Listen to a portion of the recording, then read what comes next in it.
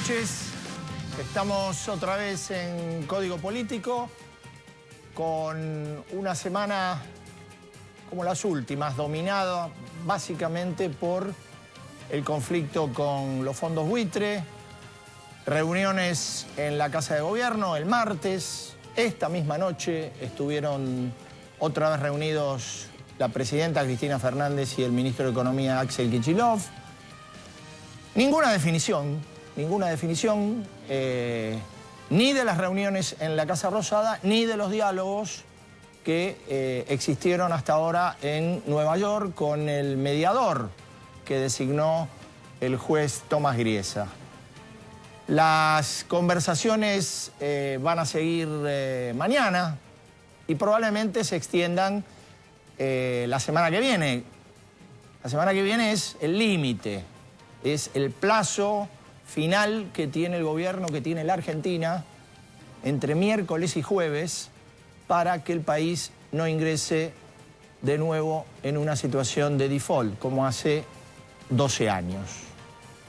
Y bueno, uno podrá hacer muchas consideraciones en torno a la prudencia o imprudencia del contenido del fallo del juez Griesa, pero tampoco se puede perder de vista algo.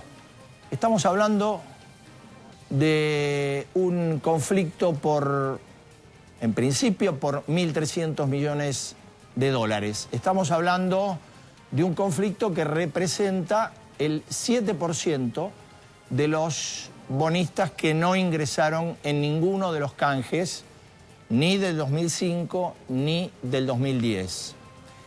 Pero estamos hablando de un conflicto que tiene una década y de un fallo, como recordó el juez Griesa ayer, el martes, en la reunión del martes, de un fallo que lleva más de 2 años, con una posterior instancia de la Corte de Apelaciones que la ratificó y con una posterior intervención de la Corte Suprema de Estados Unidos que resolvió no hacerse cargo del conflicto y dejar firme las instancias de Griesa y la de la Corte de Apelaciones. Es decir, estamos hablando de un conflicto viejo, de un gobierno que a las apuradas lo intenta resolver en 5 o 6 días, que son los días que quedan para que la Argentina evite entrar en un default. Y la presidenta, la presidenta ha hecho de este tema, y en general el gobierno ha hecho de este tema casi el eje del discurso y la agenda pública. De hecho, la presidenta ayer, en un acto en una fábrica de motos, dijo que la Argentina no entraría ni va a entrar en default y que en todo caso los mercados deberán encontrarle otro calificativo a el no pago de los 1.300 millones de dólares. Me parece que el conflicto no se resuelve con un problema de calificativos, sino desatándolo, arreglándolo, solucionándolo, porque más allá de lo que diga Cristina, el mundo mira la conducta del gobierno de otra manera. Y si no se paga, con razón o sin razón, habrá un default en la Argentina.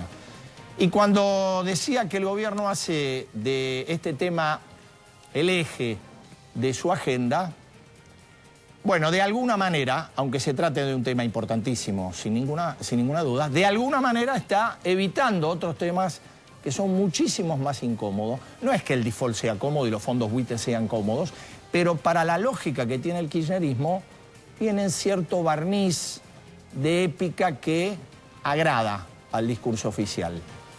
No lo tienen, en cambio, ni la corrupción, ni la recesión económica, ni los conflictos laborales que se profundizan y se acentúan cada día en la Argentina en este tiempo de transición.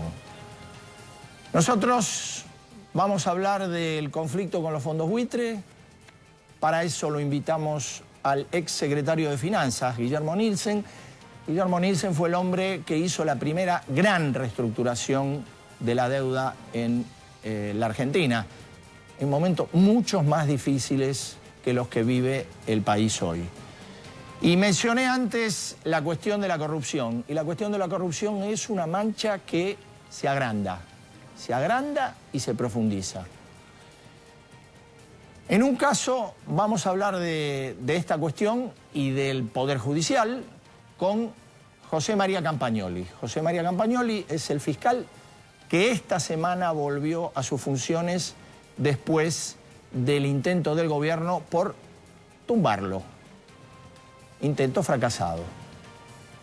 Recordamos, entre muchas cosas que investigaba, Campagnoli investigaba parte de la ruta del dinero clandestino del empresario K de Santa Cruz, Lázaro Báez.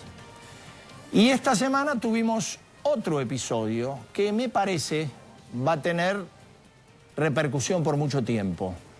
Me refiero al procesamiento del ex titular de la CEDRONAR, la Secretaría de la Lucha contra la Droga y el Narcotráfico, José Granero, que actualmente era además director de NARSA y que a raíz del procesamiento renunció. Hablamos de un caso que tiene que ver con la importación de efedrina y de cómo esa importación en grandes cantidades se derivaba a los carteles del narcotráfico, principalmente, según lo investigó la jueza Servini de Cubría, a México. Y la primera persona que hizo una denuncia sobre este tema fue la ex ministro de Salud, actual legisladora porteña, Graciela Ocaña, y por eso la invitamos para hablar sobre la cuestión de la efedrina, la ruta de la efedrina, la vinculación entre la importación de efedrina y el narcotráfico.